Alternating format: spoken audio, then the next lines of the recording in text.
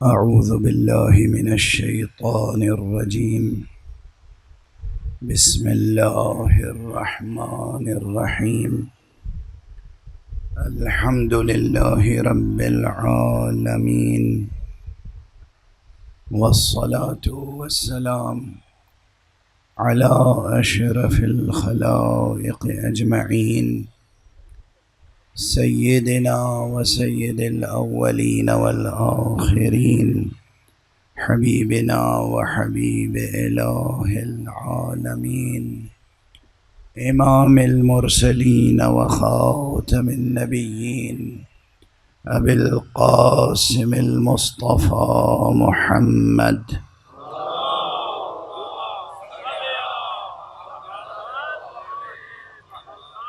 وعلى أهل بيته الطيبين الطاهرين الهداة المهديين المعصومين المظلومين، واللعنة الدائمة على أعداء الحق والدين. أما بعد، فقد قال الله تعالى عز اسمه في محكم كتابه ومتقن خطابه: بسم الله الرحمن الرحيم. قل أرأيتم إن أصبح ماؤكم غورا فمن يأتيكم بماء معين. صدق الله العلي العظيم.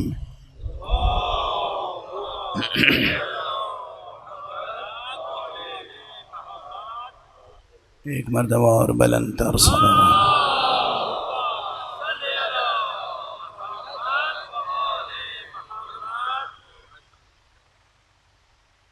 قرآن حکیم ہے. اب لفظ حکیم کے معنی تو کسی حد تک غالباً کسی تقریر میں نے عرض کیے ہیں. ہمارے جو اب عوام ہیں ان کے ذہنوں میں حکیم کے بس ایک معنی ہوں گے، بمعنی طبیب، یہ جو نبض دیکھتے ہیں اور دوائیں دیتے ہیں. لیکن لفظ حکیم اس سے کہیں زیادہ عظیم معنی کا حامل ہے، بلکہ لفظ حکیم کے معنی اتنے تہدار، اتنے وسیع، اتنے بلند اور اتنے زیادہ ابعاد رکھتا ہے، اتنے زیادہ ڈائمنشنز ہیں اس ایک لفظ حکیم کے معنی کے، کہ جو صرف ایک لفظ میں ادا نہیں ہو سکتے. یعنی عربی زبان کے بعض وہ الفاظ جنہیں دوسری کسی زبان میں صرف ایک لفظ میں ترجمہ نہیں کیا جا سکتا، ان میں سے ایک لفظ حکیم بھی ہے. اب اسے آپ یوں اندازہ کریں، بہت سے کلمات ہیں، بہت سے الفاظ ہیں جنہیں آپ ایک لفظ میں ٹرانسلیٹ کر سکتے ہیں. مثلا عربی کا لفظ ہے انا، آپ آئی سے ٹرانسلیٹ کر سکتے ہیں. انا یعنی میں، اردو میں کہہ لیجئے، انگریزی میں آئی کہہ لیجئے. نحنو، وی کہہ لیجئے انگریزی میں، اردو میں ہم کہہ لیجئے. ارض، زمین، ارتھ. اس طرح بہت سے الفاظ ہیں کہ جن کا ترجمہ ایک لفظ میں ممکن ہے، وہ بھی ہر جگہ نہیں، ہر جگہ ممکن نہیں ہے. ان سامنے کی لفظوں کا ترجمہ بھی مشکل ہو جاتا ہے اگر اصل متن میں یہ لفظ لغوی معنی میں استعمال نہ ہوا ہو، بلکہ استعاراتی اور علاماتی معنی میں استعمال ہوا ہو. یعنی اگر جناب عقیل عباس جعفری صاحب تشریف فرمائیں، ان کا یہ ہنر ہے، یہ اس قبیل کے لوگ ہیں جو اچھے خاصے سامنے کے آسان لفظ کو مشکل بنا دیتے ہیں، ہنر ہی ہے یہ۔ شاعر، ادیب، خطیب کیا کرتا ہے؟ سامنے کی لفظیں ہوتی ہیں مگر کچھ ایسی معنویت پیدا کرتا ہے کہ پھر وہ ایک لفظ میں ترجمہ مشکل ہو جاتا ہے۔ ارض، زمین، لیکن یہی ارض اگر سورہ جمعہ میں آ جائے اب مشکل ہو جاتی ہے کہ کیسے سمجھائیے یہاں ارض سے کیا مراد ہے۔ ارض یعنی زمین، لیکن بعض مقامات پر اس کی تشریح بہت زیادہ فکری سرمایہ چاہتی ہے، تشریح کرنے والے کے لیے بھی بہت فکری سرمایہ چاہیے، اور جس کے سامنے تشریح کی جا رہی ہے اس کی بھی ظرفیت بہت ہونی چاہیے۔ ہر معنی ہر ظرف میں نہیں سمویا جا سکتا، ہر بات ہر ایک کے سامنے نہیں کہی جا سکتی، یہ بھی ایک سبب ہے۔ ہر بات ہر ایک کے سامنے نہیں کہی جا سکتی، یہ بھی ایک سبب ہے کہ قرآن مجید میں اللہ نے آیتوں کو متشابہ بنا کے رکھا۔ ایک صلوات پڑھ دیجئے محمد و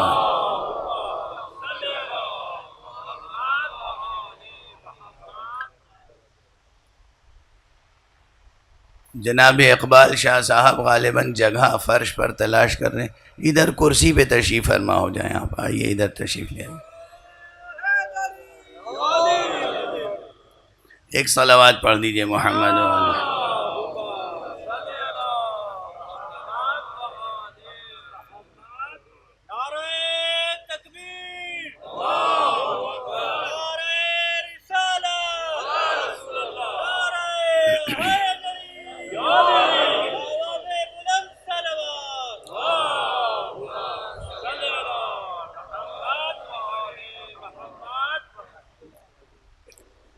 تو یہ بات اب تک جو میں نے گزارش کی غالباً اس میں کوئی بڑی مشکل تو نہیں ہوگی۔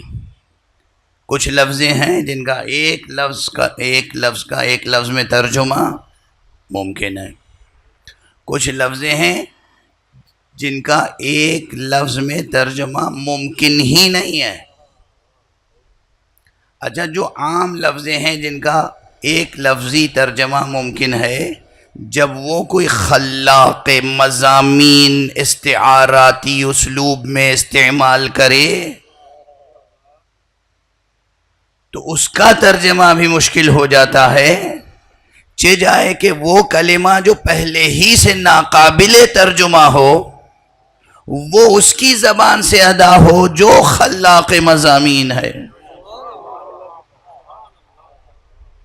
اب جسے کہتے ہیں نا کہ قرآن مجید کے ترجمے میں تہداری کہاں سے آتی ہے، عمق کیسے پیدا ہوا، اب جو اہل ہیں وہ تو اہل ہیں، جو نہیں ان کو بھی ان مثالوں سے بات سمجھ میں آ سکتی ہے۔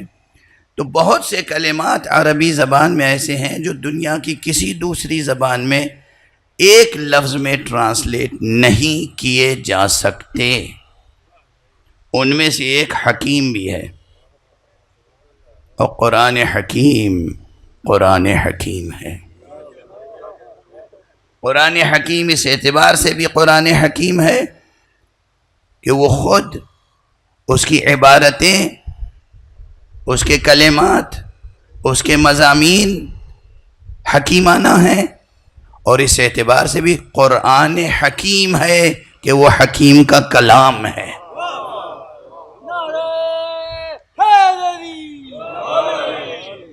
یعنی کلام بھی حکیم ہے، متکلم بھی حکیم ہے، اور جہاں دونوں حکیم ہوں وہاں پھر کیسا حکمتوں کا گہرا سمندر ہوگا۔ بہرحال اس قرآن حکیم کی یہ ایک آیت ہے جو میں نے آپ حضرات کے سامنے تلاوت کرنے کی سعادت حاصل کی، سورہ مبارکہ ملک کی آخری آیت. سورہ مبارک ہے ملک، یہی بسم اللہ الرحمن الرحیم، تبارک الذی بیدہ الملک وہو علی کل شیء قدیر الذی خلق الموت والحیات لیبلوکم ایکم احسن عملا. یہ جو پورا سورہ ہے انتہائی پرشکوہ قصیدہ ہے. اب جو لوگ ہمارے استعارے سمجھتے ہیں ان کے لیے آسان ہے اس بات کا سمجھنا، جو ہماری زبان نہیں سمجھتے انہیں اعتراض کرنے سے پہلے بس ہماری زبان سیکھ لینی چاہیے.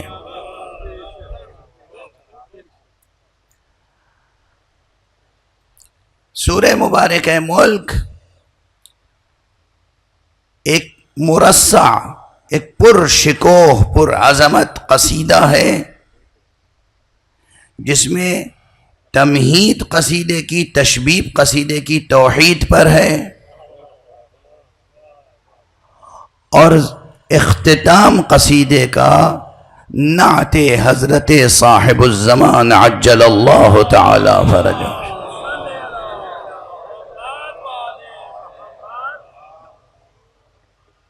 ایک اور بلند صلوات پڑھ دیجئے گا.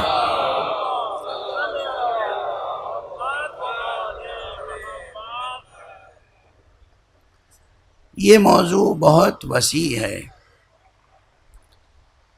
اور بہت عمیق. عقیدے کی پختگی اور درستگی بھی درکار ہے، عقل کی بالیدگی بھی درکار ہے، اور انسان کے ذوق اور وجدان کی بالیدگی بھی. حضرت صاحب الزمان عجل اللہ تعالی فرجہ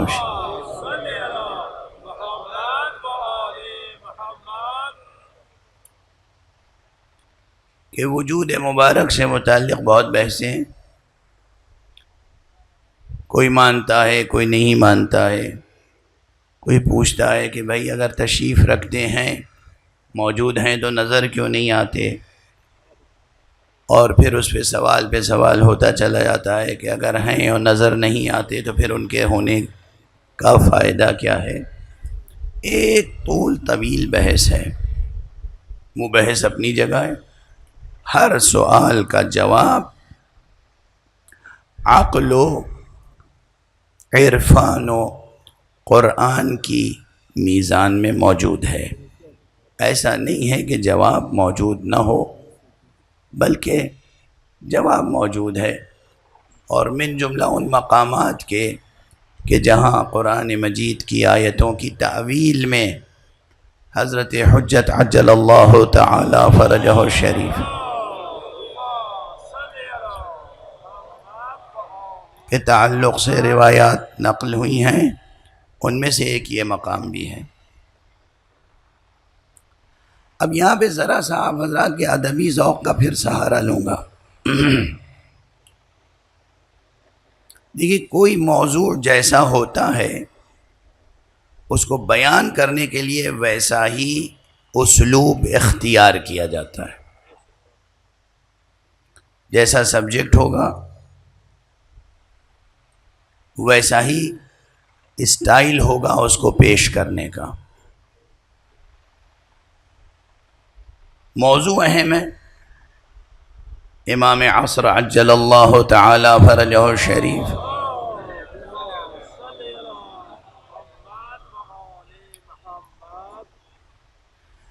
یہ میں تسلیم کرتا ہوں کہ موسم جو ہے وہ آپ حضرات کے مزاج سے موافق نہیں ہے، مگر آپ اپنے صلوات سے موسم کو اپنے مزاج کے موافق بنا سکتے ہیں.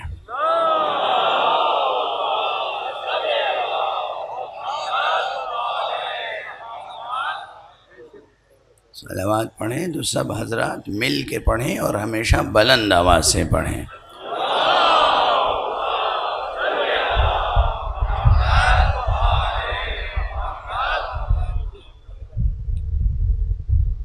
موضوع اہم ہے.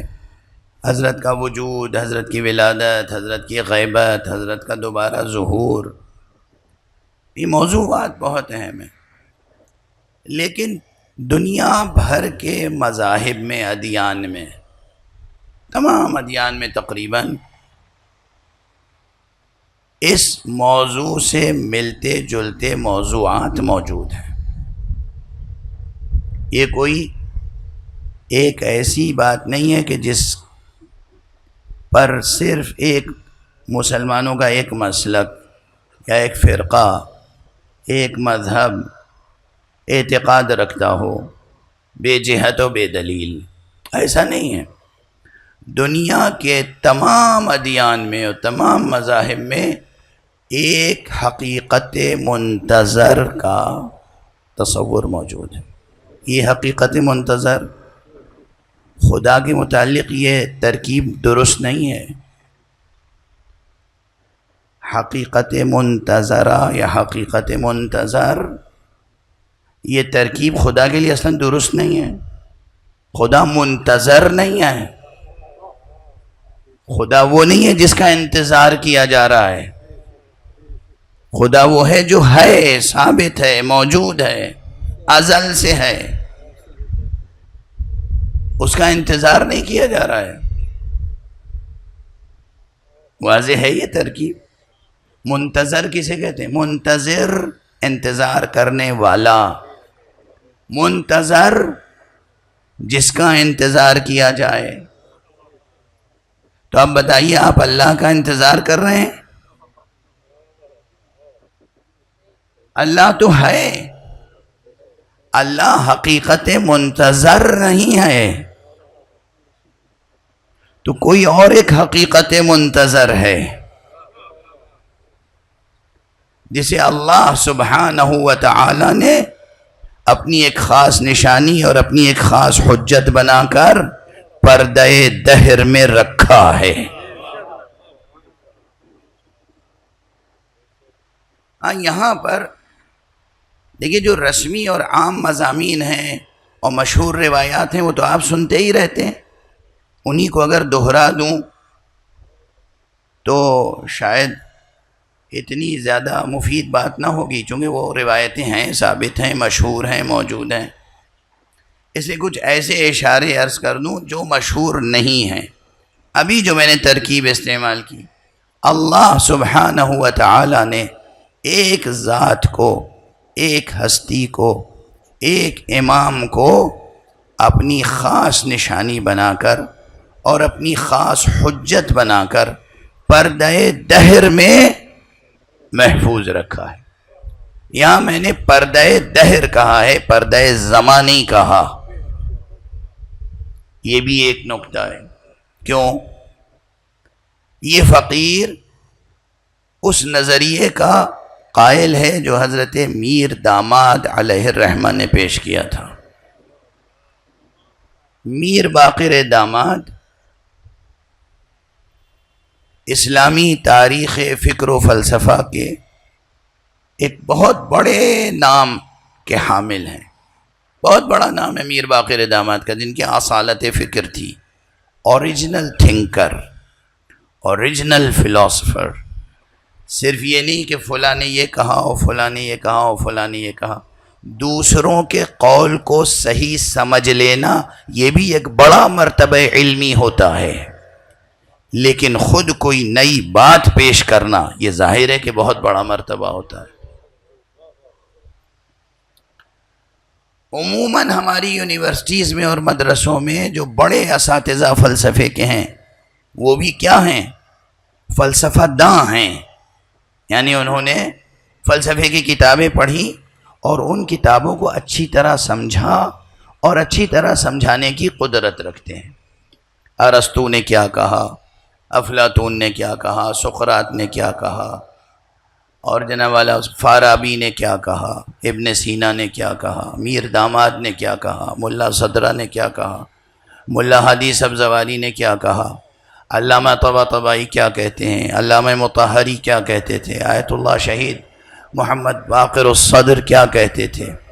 ان بزرگوں کے کلام کو صحیح سمجھنا ایک مرتبہ علمی ہے، اور وہ مرتبہ حاصل کرنا کہ انسان صحیح سمجھا بھی سکے، یہ خود بہت بڑا مرتبہ علمی ہے، لیکن ان بزرگوں کے کہے ہوئے پر کوئی ایک حرف اضافہ کر سکے، یہ بہت بڑا مرتبہ ہے۔ واضح ہے؟ تو ہم جب کہتے ہیں یہ فلاں شخص اوریجنل تھنکر ہے، اصالت فکر رکھتا ہے، تو اس کے معنی یہ ہے کہ وہ خود بھی کچھ کہتا ہے، وہ صرف قالا قالا قالا نہیں کہتا، اقولو اقولو اقولو بھی کہتا ہے۔ قالا یعنی اس نے کہا، اقولو یعنی میں کہتا ہوں، اور یہ اقولو کے مرتبے تک پہنچنا کوئی معمولی بات نہیں ہے۔ اور آپ کے ذوق کے لیے بس ایک بات کہہ دوں، ساری دنیا کا قالا پڑھنے اور سمجھنے کے بعد بھی انسان اقولو کی منزل تک نہیں پہنچتا جب تک کہ صاحب منبر سلونی کا لطف شامل حال نہ ہو جائے۔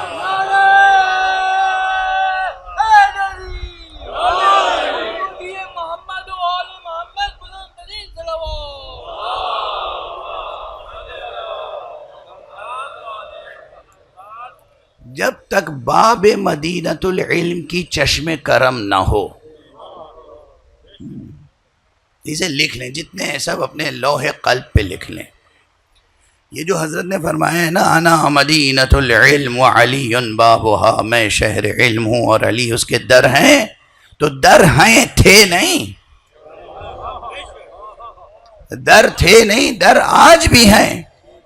جس کو بھی علوم الہیہ سے، علوم قرآن سے، علوم حدیث سے، علوم مقام ختم مرتبت سے، علوم اسلامیہ سے، یا کسی بھی علم سے کوئی خاص فیض نصیب ہوتا ہے، وہ بغیر چشم کرم ابو تراب نہیں حاصل ہوتا۔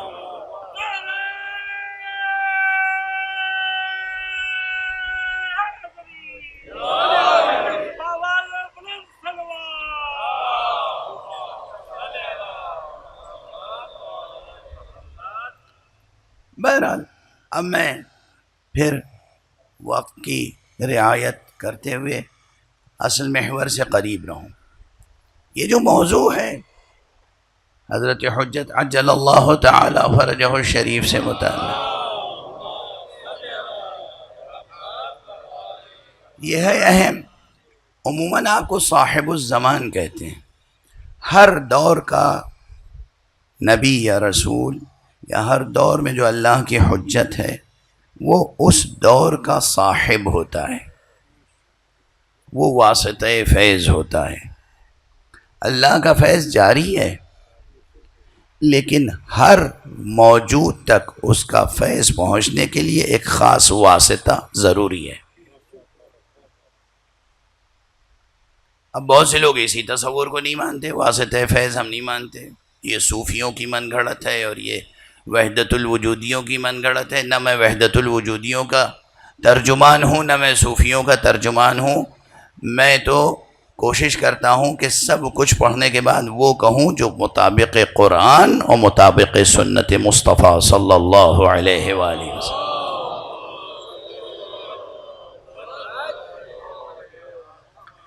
لیکن ایک اس ترکیب کو سمجھ لیں، واسطہ فیض ہر شے کے لیے ضروری ہے۔ اللہ کا فیض عام ہے، اللہ کا فیض عام ہے، ہر طرح کا فیض ذات حق سے ہی حاصل ہوتا ہے۔ کوئی دوسری ذات ہے ہی نہیں جس کے پاس کچھ ذاتی ہو۔ بالکل لا الہ الا اللہ کے یہی معنی ہے، کوئی نہیں ہے، کوئی نہیں، کوئی نہیں جس کے پاس کچھ اس کا ذاتی ہو۔ جس کے پاس جو کچھ ہے اس کی عطا سے ہے، یہ ہے توحید۔ یعنی کیا؟ پیغمبر شہر علم ہیں، کہاں سے آیا ان کے پاس علم؟ کس نے بنایا انہیں شہر علم؟ اللہ سبحانہ و تعالی۔ اللہ سبحانہ و تعالی سے ہٹ کر کوئی یہ دعویٰ کرے کہ اللہ سے مصطفیٰ کا کوئی تعلق نہیں ہے، اللہ اپنی جگہ اور یہ مستقل اپنی جگہ. وہ جتنی بھی نعت رسول کی پڑھے گا اس عقیدے کے ساتھ، رسول اس پہ نفرین کرتے رہیں گے. وہ رسول ہے، اللہ کی طرف سے آئے ہیں. رسول صلی اللہ علیہ وآلہ وسلم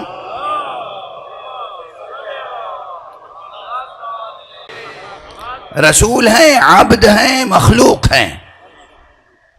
یہ سب بہت کلیئر ہونا چاہیے.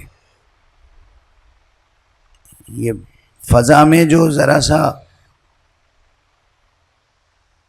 دھندلکا ہے، اس دھندلکے کو صاف کیجئے.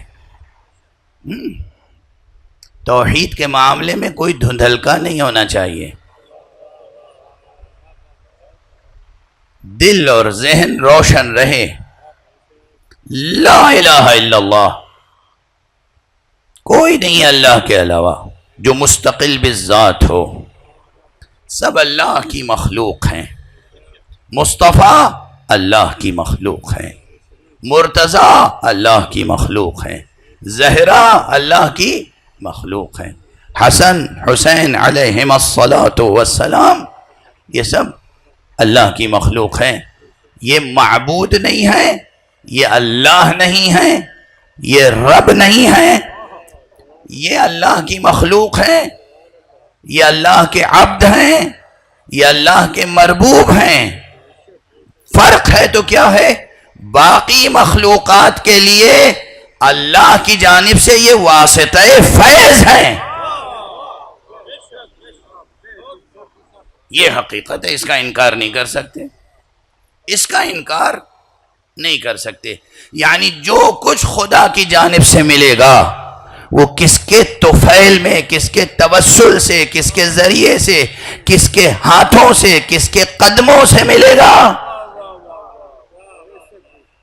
جو کچھ جس کو بھی ملے گا وہ ان وسائط الہیہ سے ملے گا جن کو اللہ نے واسطہ بنایا ہے، بندوں نے چن کے واسطہ نہیں بنایا.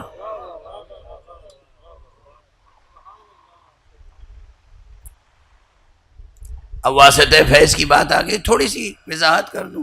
اب ایک ہی اصطلاح، ایک ہی ٹرمینالوجی اگر ڈیفرنٹ ڈسپلنس میں مشترک ہو جائے، کامن ہو، تو ہر ڈسپلن میں اس کی اپنی ڈیفینیشن ہوگی. اپنی ڈسپلن میں بولنے والا اپنے اعتبار سے اس ٹرمینالوجی کو یوز کر رہا ہوگا، تو اس لیے خلط مبحث نہ ہو. اسی طرح مناظروں میں مغالطے پیدا کر دیے جاتے ہیں. مغالطہ یہیں سے آتا ہے. ہم نے کہا ایک کلمہ مگر اس کے معنی ہمارے نزدیک کچھ اور ہیں، کوئی اور وہ کلمہ کہتا ہے، اس کے نزدیک اس کے معنی کچھ اور ہیں. لفظ آپ نے میری زبان سے سنا، معنی اس کی ڈکشنری میں جا کے دیکھے، یہ دھوکہ ہے. ہماری زبان سے جب لفظ سنے، ہماری ڈکشنری میں اس کے معنی تلاش کریں. بہرحال واسطہ فیض کے ایک ذرا سی تشریح کر دوں.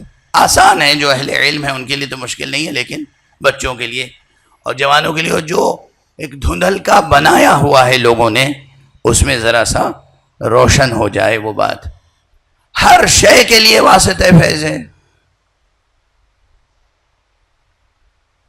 اچھا، پرانی ہی مثال کو اپنی زبان میں عرض کر دوں. بارش ہوتی ہے،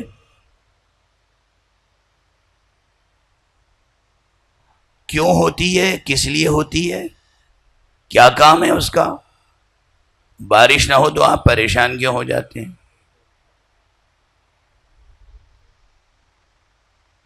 بھئی زمین سے دانہ اگانے والا تو اللہ ہے، آپ بارش کا انتظار کیوں کرتے ہیں؟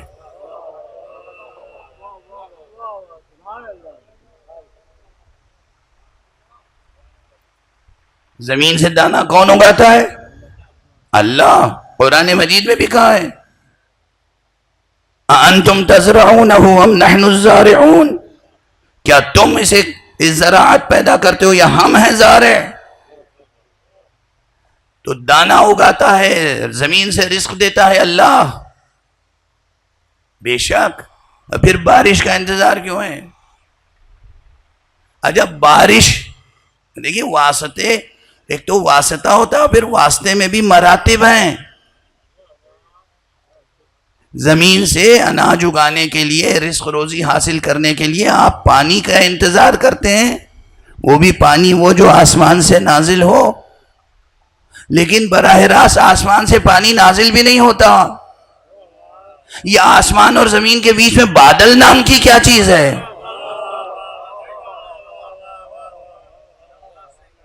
بادل نہ آئے اور بس پانی برسے. کیا اللہ یہ نہیں کر سکتا؟ اللہ کر سکتا ہے. میں پہلے عرض کر چکا، اللہ قادر مطلق ہے، سب کچھ کر سکتا ہے.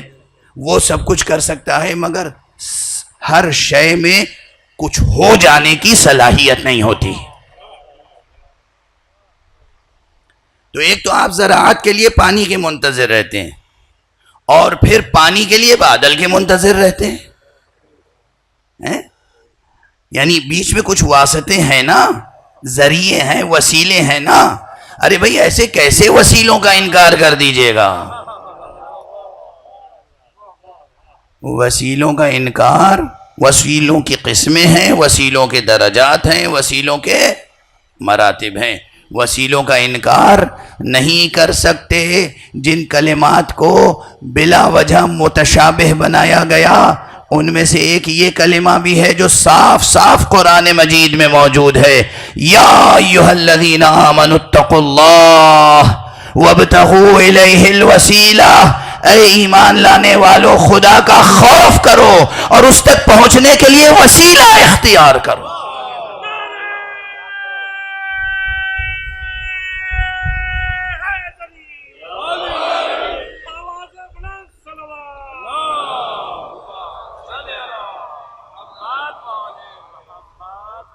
قرآن کا کلمہ ہے. وَابْتَغُوا إِلَيْهِ الْوَسِيلَةَ. الوسیلہ، الف لام واو سین، یہ لام ہے. یہ لفظ قرآنی ہے، قرآنی. اس کا انکار کر دیں گے، اس کی توجیہیں کریں گے. حالانکہ جس بنیاد پر جو توجیہ کرنا چاہے اسی بنیاد پر ہم اپنے نظریے کو ثابت کر سکتے ہیں.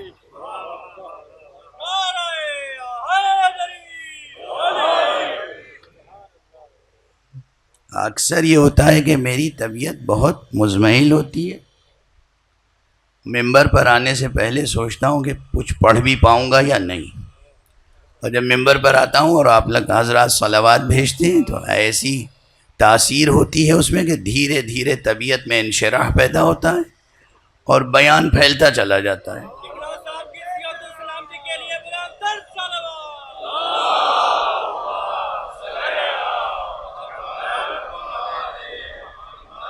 بہرحال میں کوشش کروں گا کہ اپنے حدود وقت میں بات مکمل ہو جائے کسی حد تک. وسائل کی بات چونکہ واسطہ فیض کی بات آ گئی تھی، اس لیے میں نے یہ مثالیں دے دی. غور کیجئے گا، ان مثالوں کی روشنی میں نظریہ سازی کیجئے گا، اور خود نظریہ سازی کرنے سے پہلے دوسروں نے جو کچھ کہا ہے اسے غور سے پڑھ لیجئے گا اور سن لیجئے گا. یہ حضرات پیغمبر اکرم صلی اللہ علیہ وآلہ وسلم اور تمام اللہ کے رسول، اللہ کی جانب سے آنے والے انبیاء، اور تمام اللہ کی جانب سے مقرر ہونے والے ائمہ، تمام اللہ کی جانب سے مقرر ہونے والے اوصیاء، تمام اللہ کی جانب سے مقرر ہونے والے خلفاء، تمام اللہ کی جانب سے مقرر ہونے والے اولیاء، یہ سب اپنی اپنے حدود میں واسطہ فیض الہی ہوتے ہیں. ان کے ذریعے سے اللہ کا فیض پہنچتا ہے. شافی کون ہے؟ شفا دینے والا کون ہے؟ اللہ ہے نا. آپ میں سے کون ہے جو بیمار پڑتا ہے اور ڈاکٹر کے پاس نہیں جاتا؟ ڈاکٹر کے پاس جانا شرک ہے، کفر ہے، بدعت ہے. ڈاکٹر کا لکھا ہوا نسخہ اس کے مطابق اپنا علاج کرنا شرک ہے. اس نسخے کے مطابق دوائیں لا کر نوش جان فرمانا کیا بدعت ہے؟ اگر یہ جسم بیمار ہوتا ہے تو آپ اس جسم کی بیماریوں کو پہچاننے والے اور اس کا علاج کرنے والے ڈاکٹر کے پاس جاتے ہیں، اسے آپ شرک نہیں سمجھتے؟ اگر آپ کا دل بیمار ہو جائے تو دل کا علاج کرنے والوں کے پاس جانا آپ بدعت سمجھتے ہیں؟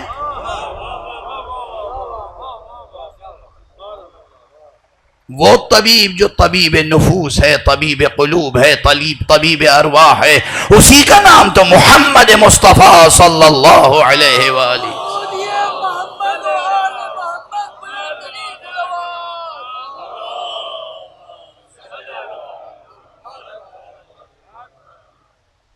اب یہ طبیب کی بات ہے، کون طبیب ہے جو مباشرتاً سامنے آ کر علاج کرتا ہے؟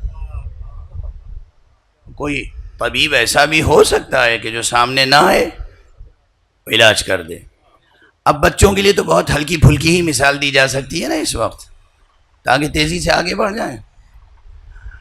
انسان کچھ بھی کرے، اللہ اپنی نشانی ہر چیز میں رکھ دیتا ہے۔ یہ جو کووڈ کا زمانہ گزرا ہے، اس نے بھی ہمیں بہت کچھ سکھا دیا۔ بڑے بڑے ترقی یافتہ ملکوں میں بھی ڈاکٹر مریض سے ملتے نہیں تھے، کہتے تم اپنے گھر بیٹھے رہو، ہمیں حال بتا دو، ہم دوا بتا دیں گے۔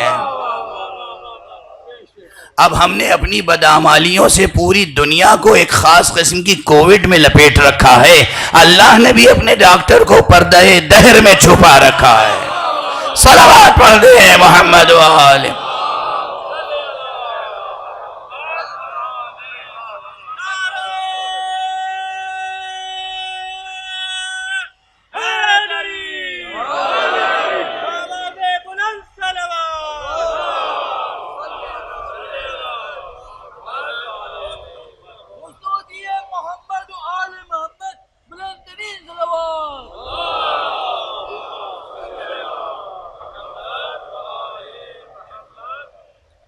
اب کسی میں یہ مجال ہے جو حکومتوں سے کہے کہ جب ڈاکٹر ملتا ہی نہیں ہے، مریض کو ٹائم نہیں دیتا ہے، مباشرتاً آمنا سامنا نہیں ہوتا، نبض نہیں دیکھتا، تو کائے کے لیے ڈاکٹروں کو تنخواہ دے رہے ہیں اور انہیں جلا رہے ہیں؟ ختم کیجئے یہ نظام، کوئی ضرورت نہیں ہے۔ وہ کہیں گے نہیں بھائی، اس پردے کے باوجود فیض پہنچ رہا ہے نا، اس ڈسٹنس کے باوجود تمہارا علاج ہو رہا ہے نا۔ یہی جواب ہے، یہی کا مطلب ہے کہ اس مثال کو ذہن میں رکھیں تو حضور اکرم صلی اللہ علیہ وآلہ وسلم نے جب خبر دی تھی، اعلان فرمایا تھا کہ دیکھو میرے بعد 12 امام ہوں گے اور 12واں میرا جانشین وہ ہوگا جو ایک طویل عرصے تک پردہ غیب میں رہے گا۔ تو اصحاب نے پوچھا تھا یا رسول اللہ، جب پردہ غیب میں رہے گا تو ہمیں فائدہ کیسے پہنچے گا؟ تو آپ نے ان کے لیے اس وقت یہ تشبیہ دی تھی کہ تم نے کبھی دیکھا ہے دن کے وقت سورج نکلا ہوا ہو اور اس کے سامنے بادل بھی ہوں؟ کہاں، یہ تو اکثر دیکھا ہے۔ کہا بادل کے رہتے ہوئے سورج کی تپش، حرارت، فیض زمین تک پہنچتا ہے یا نہیں پہنچتا؟ کہاں بالکل پہنچتا ہے۔ کہا جیسے بادل کے ہوتے ہوئے سورج کا فیض زمین تک پہنچتا ہے، اسی طرح غیبت کے پردے کے باوجود ہمارے بیٹے کا فیض تم تک پہنچتا رہے گا۔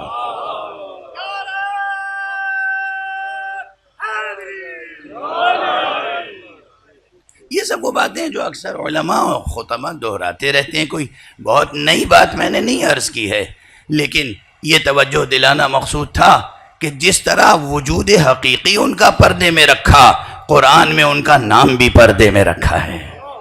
نام ہے، اور ان کے مختلف ناموں میں سے ایک نام اور ایک استعارہ، ایک تذکرہ یہاں سورہ مبارکہ ملک میں ہے۔ قُلْ أَرَأَيْتُمْ إِنْ أَصْبَحَ مَاؤُكُمْ غَوْرًا فَمَنْ يَأْتِيكُمْ بِمَاءٍ مَّعِينٍ۔ اے رسول کہہ دیجئے کہ تم نے غور کیا ہے، سوچا ہے اس مسئلے پر کہ جب پانی غائب ہو جائے گا تو دوبارہ کون اس پانی کو تمہارے لیے ظاہر کرے گا؟ ظاہر ہے کہ یہ ایک بیان ہے جو بہت سادہ ہے۔ جیسے سورہ جمعہ میں لفظ عرض بہت غور طلب ہے، ویسے ہی وہاں زمین غور طلب ہے، یہاں پانی غور طلب ہے، یہاں پانی غور طلب ہے۔ اور جو میں نے عرض کیا تھا کہ ایسا پرشکو ہے یہ سورہ اب دو باتیں ساتھ میں عرض کر دوں. ایک تو میر داماد کی بات رہ گئی نا بیچ میں. میر داماد نے جو نظریہ پیش کیا تھا وہ نظریہ بہت غور طلب ہے، ابھی بھی اس پہ زیادہ کام نہیں ہوا. میر داماد اوریجنل تھنکر، اوریجنل فلاسفر تھے. انہوں نے نظریہ پیش کیا ہے، نظریہ حدوث دہری، اور انہوں نے فرمایا ہے کہ 3 ظرف ہوتے ہیں، 3 وعاء ہوتے ہیں، 3 ظرف ہوتے ہیں ہستی کے، وجود کے. 3 طرح کے ان میں آپس میں رشتے ہیں. دیکھیے اس پوری کائنات میں 2 طرح کی چیزیں ہیں، غور فرمائیے گا. 2 طرح کی چیزیں ہیں اس پوری کائنات میں. کچھ چیزیں ہیں ثابت جن میں تغیر نہیں ہے، کچھ چیزیں ہیں متغیر جن میں ہر آن ہر لحظہ تغیر ہے. جن میں ہر آن اور ہر لحظہ تغیر ہے اس میں سے ہم اور آپ بھی ہیں. سمجھتے ہیں نہیں؟ جو لوگ بہت ریجڈ ہوتے ہیں وہ نہیں سمجھیں گے آسانی سے، مگر آپ میں بھی تغیر ہر لحظہ ہے. اور آپ سے زیادہ ٹھوس چیزیں جنہیں آپ سمجھتے ہیں، پہاڑ، اس میں بھی ہر لحظہ تغیر ہو رہا ہے. زمین کی تہوں میں ہر لحظہ تغیر ہو رہا ہے. یہ آپ عقیق پہنتے ہیں بہت شوق سے. عقیق کی ابتدائی شکل کیا ہوتی ہے؟ ایسے ہی کنکڑ پتھر جو آپ دیکھتے ہیں نا ٹھوکروں میں، تقریباً اسی طرح ہوتا ہے، اور یہ پڑا رہتا ہے. وہ بھی کہاں؟ آہا، توجہ رکھیے گا. یہ منظر تو میں نے اپنی آنکھوں سے دیکھا ہے، آپ لوگ سب جا کے دیکھیے. اسی لیے اللہ نے کہا ہے کہ سیرو فی الارض، زمین کی سیر کرو، سیاحت کرو. زمین کی سیر کرو، سیاحت کرو، اور اللہ کی نشانیوں کو دیکھو. فرانس کے ایک گوشے میں پہاڑ کی بلندیوں پہ گیا اور وہاں نمونے رکھے ہوئے تھے ان لوگوں نے کہ ایک ہی پتھر ہے، شروع میں کیسا تھا، اس کے بعد اس میں تبدیلی ہوئی کیسا ہوا، پھر اس میں تبدیلی ہوئی کیسا ہوا، پھر اس میں تبدیلی ہوئی کیسا ہوا، پھر یعنی مراحل، یہ سینکڑوں مراحل ہیں. یہ جو کالے کوئلے جیسا پتھر تھا آخری منزل میں وہ ہیرے کی طرح چمک رہا تھا. اور یہ پوری تبدیلی کہاں ہوئی؟ ڈائریکٹ سن ریز میں نہیں ہوئی، سورج کے سامنے نہیں ہوئی، یہ پہاڑ کی جڑ میں، تہوں میں تھا. پہاڑوں کی تہوں میں رہتے ہوئے جس پتھر میں قابلیت تھی، وہ اتنے دبیز پہاڑ کے باوجود سورج ہی کی کرنوں کے اثر سے وہ کالا کوئلہ وہ بدل کے چمکتا ہوا ہیرا بن گیا. ڈائریکٹ ریز نہیں پہنچ رہی ہیں. سورج اپنی جگہ، اتنی بسیط فضا اپنی جگہ، اتنا دبیز کثیف، اتنا گہرا اونچا بلند پہاڑ اپنی جگہ. وہ پہاڑ کی جڑ میں یہ ایک خاص قسم کا پتھر تھا جس میں قابلیت تھی، جاذبیت تھی، صفت تھی. یہ سورج ہی کی روشنی کو جذب کر رہا تھا اتنے دبیز پتھر کے حجاب کے باوجود. اور پھر یہ اس طرح تبدیل ہوا کہ لوگ تاج کی زینت بناتے ہیں، ہاتھوں میں پہنتے ہیں، گلے میں آویزہ کرتے ہیں. اس سے بہت سے تو اپنی قسمت سنوارنے کی فکر میں لگے رہتے ہیں. یہ یاقوت کہلاتا ہے، یہ ہیرا کہلاتا ہے. تھا کہاں؟ پہاڑ کی جڑ میں. وہیں رہتے ہوئے، کہیں اوپر نہیں گیا، وہیں رہتے ہوئے سورج کی تاثیر سے ہی تبدیلی ہوئی، مگر جوہر قابل تھا تو بدل گیا. اسی طرح آقا پردہ غیب میں ہیں، ہم حصار زماں میں ہیں، مگر اگر جوہر قابل پیدا کر لو تو تم بھی سلمان و بوذر و عمار بن سکتے ہو. صلوات پڑھ دے محمد.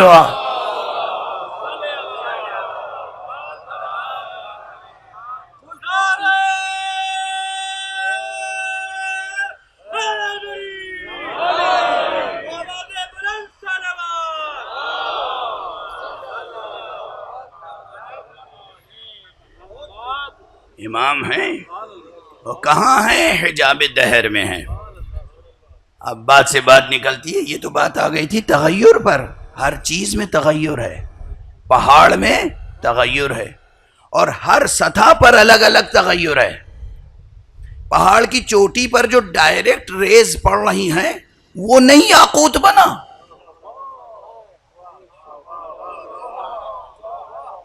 اور وہ پہاڑ کی جڑ میں جو کالا کوئلہ تھا یاقوت بن گیا. یہ کیا ہوا؟ یعنی ممکن ہے کہ کوئی قریب بیٹھا ہو اور نہ بدلے، اور کوئی یمن میں بھی بیٹھا ہو لیکن بدل جائے. صلوات پڑھ دے محمد و آل.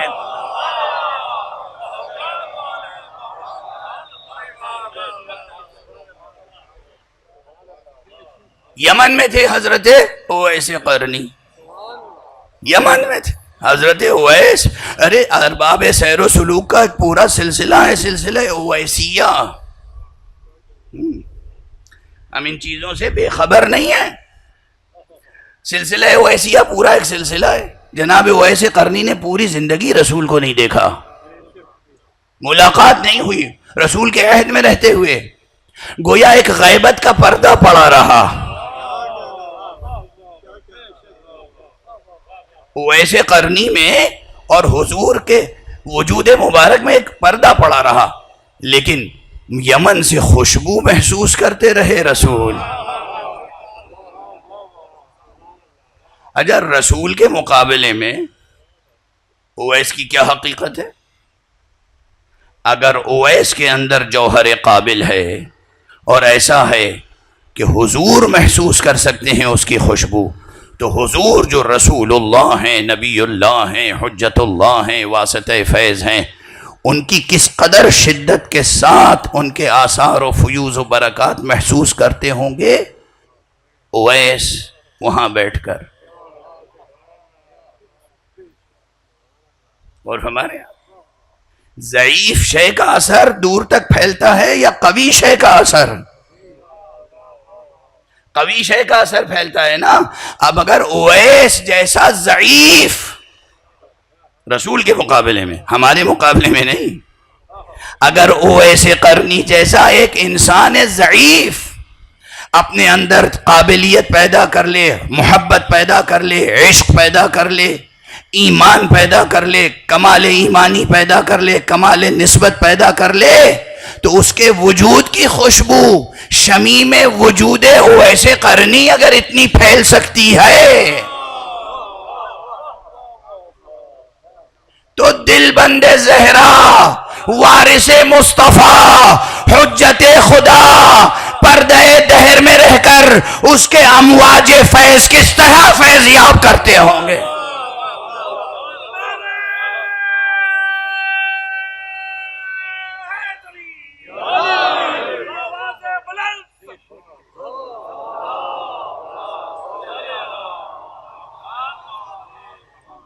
یقین ہونا چاہیے، رابطہ قلبی ہونا چاہیے.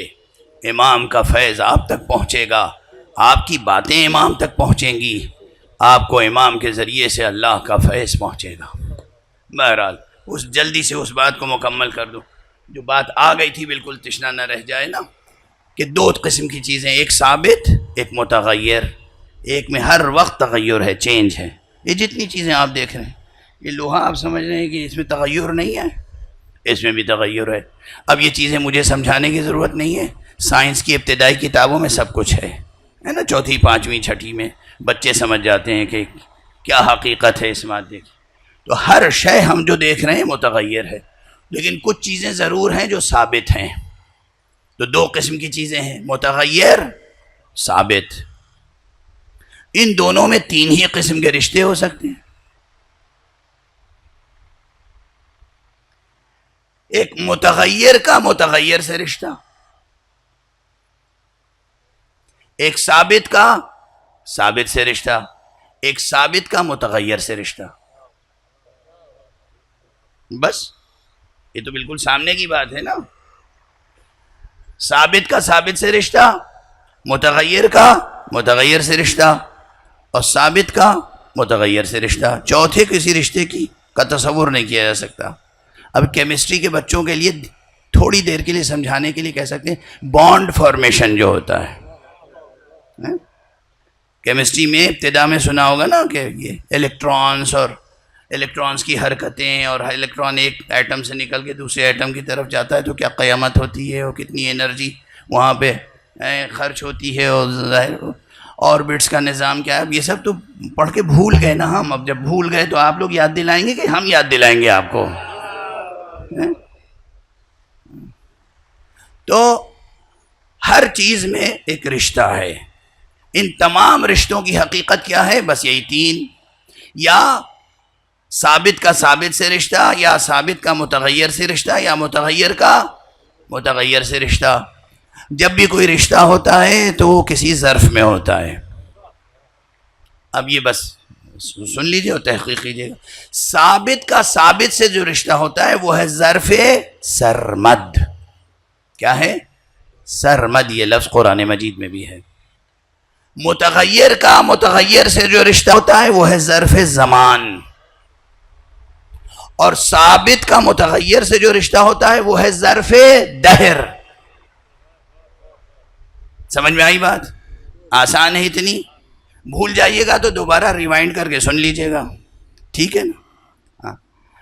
ایک ثابت کا ثابت سے رشتہ وہ ہے ظرف سرمد میں، ایک ثابت کا متغیر سے رشتہ ہے وہ ظرف دہر میں، ایک متغیر کا متغیر سے رشتہ ہے وہ ہے ظرف زمان میں. ہم سب اس وقت ہیں ظرف زمان میں، اور ہم مسلسل تغیر کا شکار ہیں. ہم جی رہے ہیں اور مر رہے ہیں، جی رہے ہیں اور مر رہے ہیں، نسلیں آ رہی ہیں اور جا رہی ہیں.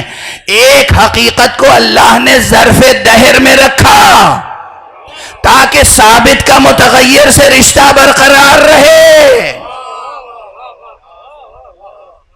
وہ ظرف دہر میں جس کو رکھا ہے اسی کا نام صاحب الزمان ہے.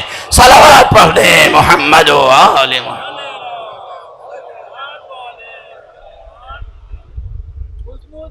محمد آل محمد بلند ترین صلوات.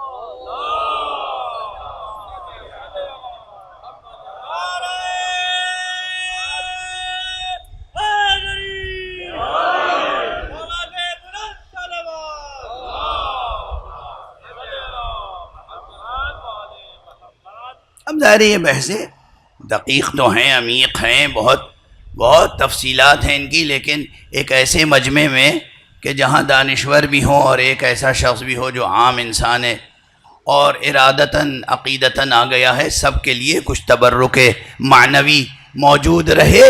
اتنا بیان میں سمجھتا ہوں اس وقت ایک نشست میں کافی ہے. یقین رکھیں اللہ کی طرف سے ایک واسطہ فیض موجود ہے. اعتقاد رکھیں، یقین رکھیں کہ وہ کوئی اور نہیں بلکہ وہ وعدہ حق مصطفیٰ ہے. وہ وعدہ حق و صدق مصطفیٰ ہے. پیغمبر کا وعدہ ہے میرا ایک فرزند ضرور آئے گا، غیبت کے بعد آئے گا. اسی کو اللہ نے قرآن میں کہا ہے کہ ان سے کہہ دیجئے کہ جب پانی اوجھل ہو جائے گا، نظروں سے غائب ہو جائے گا، تو وہ اللہ ہے جو دوبارہ اس کو ظاہر کرے گا. وہ اللہ ہے جو دوبارہ اسے ظاہر کرے گا. مایوس نہ ہو، نہ رحمت حق سے مایوس ہو، نہ وعدہ مصطفیٰ پہ شک و شبہ دل میں پیدا ہونے دو. یقین رکھو کہ آئے گا، اور وہ آنے والا وہی ہوگا کہ جب یہ دنیا ظلم و جور سے بھر چکی ہوگی تو وہ اسے دوبارہ عدل و انصاف سے بھر دے گا. وہ کوئی اور نہیں ہوگا، وہ فرزند زہرا ہوگا.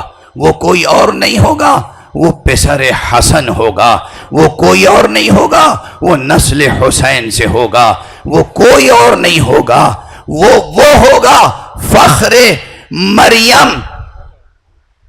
فخر مریم، رشک مریم کا فرزند وہ ہوگا جس کے پیچھے آ کے فرزند مریم نماز ادا کریں گے، وہ وہی ہوگا، یقین رکھیں۔ وہ بھی منتظر ہیں، حضرت عیسیٰ بھی چرخ چہاروں پر منتظر ہیں اس کے جس حقیقت منتظر کے ہم منتظر ہیں۔ بس گفتگو تمام ہو گئی، گفتگو تمام ہو گئی۔ آپ اہل ولا ہیں اور آج 11 محرم ہے۔ اصل عنوان تو ان نشستوں کا مجلس ہوتا ہے نا، یہ مجلس ہے، جمع تو ہم ہوئے ہیں ابھی اپنے اسی غم کو تازہ کرنے کے لیے، جو غم، جو صدمہ، جو مصیبت رسول و آل رسول پر روز عاشور وارد ہوئی ہے۔ ایک فقرہ عرض کروں گا، آپ کا دل تڑپ اٹھے گا۔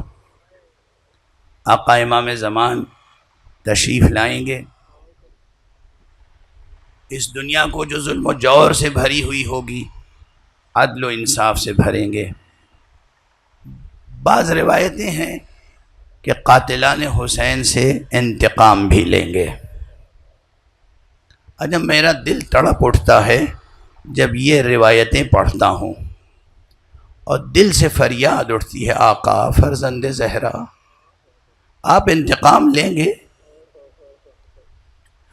قاتلوں سے قتل کا قصاص تو آپ لے سکتے ہیں، زینب کی بے ردائی کا کس طرح انتقام؟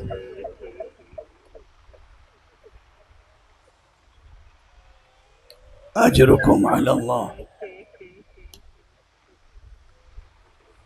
زینب بے ردا ہو گئی، ام کلثوم کے سر سے ردا چھن گئی۔ کس زبان سے کہوں؟ تاریخ میں لکھا تو ہے کہ دشمنوں نے سکینہ کے رخسار پہ تمانچے لگائے۔ کس زبان سے عرض کروں کہ کس طریقے سے جناب سید سجاد کو زنجیریں پہنائی تھیں، ہاتھوں میں ہتھکڑیاں، پاؤں میں بیڑیاں، گلے میں خاردار توق، کمر میں لنگر، اور اس کے بعد بھی لوہے کی زنجیروں سے جکڑا گیا تھا۔ اور جب قافلہ لے کے چلے ہیں تو عجب کیفیت تھی، عجب کیفیت تھی۔ ستم بالائے ستم، شقاوت بالائے شقاوت، اذیت دینے کا کوئی موقع چھوڑتے نہیں تھے اشقیاء۔ یہ چیز شاعروں کا تخیل نہیں ہے، یہ چیز ذاکروں کا مبالغہ نہیں ہے، تاریخ میں لکھا ہے۔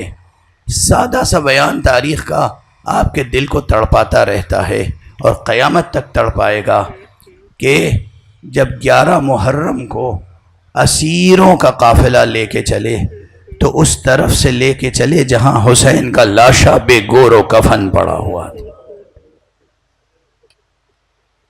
آج 11 محرم ہے نا، پرسہ دینے کے لیے یہ جملے سن لیجئے اور اندازہ کیجئے آقا کی مصیبتوں کا۔ روز عاشوراء آقا کا سر قلم کیا گیا، روز عاشوراء آقا کے پر بہت ستم ہوئے، لیکن شہادت میں تو سب شریک تھے، انصار، اہل بیت سب شہادت میں شریک تھے، یعنی سب شہید ہوئے، سب قتل کیے گئے، سب کے گلے کٹے، سب کے سر نو کے نیزہ پہ بلند ہوئے، مگر ہر قبیلے کا فرد، ہر قبیلے کے افراد آ کے اپنے قبیلے کے شہید کو اٹھا کے لے گئے، دور لے گئے۔ اور جب پامالی کا مرحلہ آیا تو کوئی اور نہیں تھا سوائے حسین ابن علی، صرف فاطمہ زہرا کا بیٹا تھا جسے گھوڑوں کی ٹاپوں سے پامال کیا گیا ہے۔ اور بار بار مجھے طبری کا یہ فقرہ یاد آتا ہے جہاں اس نے لکھا ہے کہ اس طرح سے سینے کی طرف سے اور پھر پشت کی طرف سے آقا پر گھوڑے دوڑائے گئے کہ سینے کی ہڈیاں ٹکڑے ٹکڑے ہو گئیں۔ اجرکم علی اللہ، اجرکم علی اللہ۔ خدا آپ کو کسی غم میں نہ رلائے سوائے غم حسین کے۔ اس طرح سے ٹکڑے ٹکڑے لاشا پڑا ہوا ہے، اور اس طرف سے لے جایا جا رہا ہے اسیروں کو۔ آگے آگے سید سجاد ہیں، پیچھے پیچھے جناب زینب کبریٰ اور بیویاں ہیں۔ ایک مرتبہ جیسے ہی جناب سید سجاد کی نظر پڑی، طبیعت میں تغیر پیدا ہوا، آپ کے قلب میں وہ درد اٹھا، وہ ٹیس اٹھی، وہ حزن، وہ رنج، وہ ملال ہوا کہ چہرے کا رنگ متغیر ہو گیا۔ ایک مرتبہ جناب زینب کبریٰ کی نظر پڑی اور فریاد کی، بیٹا سید سجاد خود کو سنبھالو، میں کیا دیکھ رہی ہوں؟ ایسا لگتا ہے کہ تمہاری روح پرواز کیا چاہتی ہے۔ ارے نسل مصطفیٰ کو باقی رہنا ہے۔ اجرکم علی اللہ۔ جناب سید سجاد نے وہیں سے جواب دیا، پھوپھی اماں آپ ہی انصاف کیجئے، جوان بیٹا موجود ہو، باپ کا لاشا بے کفن پڑا رہ جائے۔ بی بی نے پہلے تو بیٹے کو سنبھالا، لیکن بیٹے کا جواب سن کے خود سنبھل نہ سکی، ناقے سے بیویوں نے خود کو گرا دیا اور کوہنیوں کے سہارے سے آگے بڑھ کے اور بھائی کے لاشے تک پہنچی ہیں۔ عجب نہیں کہ اس وقت بھی فرمایا ہو، انت اخی، ارے کیا تو میرا بھائی ہے؟ بی بی کے یہ دو فقرے بہت مشہور ہیں اور کیا تاثیر رکھتے ہیں کہ جب لاش امام حسین پر آ کے بی بی نے ہاتھوں کو آسمان کی طرف بلند کر کے کہا تھا، اللہم تقبل منا ھذا القربان، پروردگار ہم اہل بیت مصطفیٰ کی طرف سے اپنی راہ میں یہ قربانی قبول فرما۔ انا للہ وانا الیہ راجعون، رضا بقضائہ وتسلیما لامرہ۔ پروردگار ہمیں علوم قرآن اور معارف اہل بیت سے آشنا فرما۔ پروردگار ہمارے سینوں میں چراغ توحید روشن رہے۔ پروردگار ہمارے ہاتھوں میں ہمیشہ دامان ختم نبوت رہے۔ پروردگار ہمارے قدم ہمیشہ صراط مستقیم ولایت پر گامزن رہیں۔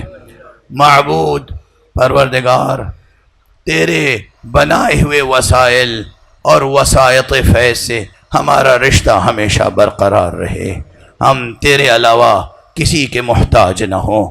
پروردگار تیرے علاوہ کسی سے مدد نہ مانگیں۔